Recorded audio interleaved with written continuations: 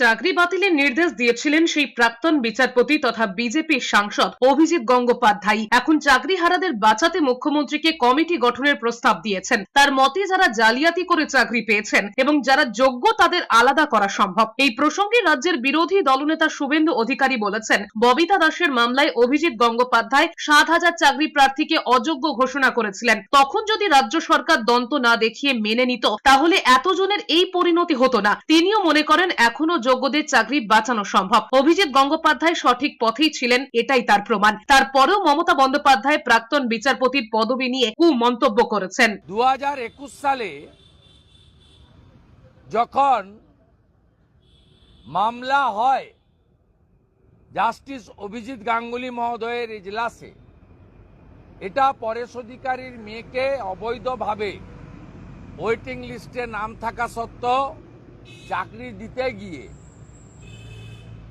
ববিতা দাস তিনি যে মামলা করেছিলেন সেই মামলার ফলশ্রুতিতেই তদানীন্তন বিচারপতি আজকের সাংসদ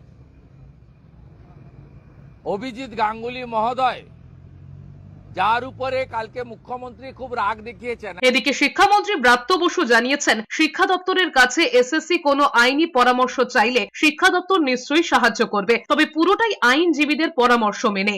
পিটিশন বা ইত্যাদি এই টেকনিক্যাল বা লিগাল প্রশ্নগুলো এগুলো তো এসএসসির ব্যাপার। এসএসসি তার আইনি প্রক্রিয়া নিয়ে করবে। যদি আমাদের বিভাগের কাছে কোনো এই বিষয়ে তারা সাহায্য চায়, আমরা সেটা আইনি পরামর্শ তাদের নিশ্চয়ই দেব, তবে সেটা আইনি পরামর্শ নিয়ে দেবো।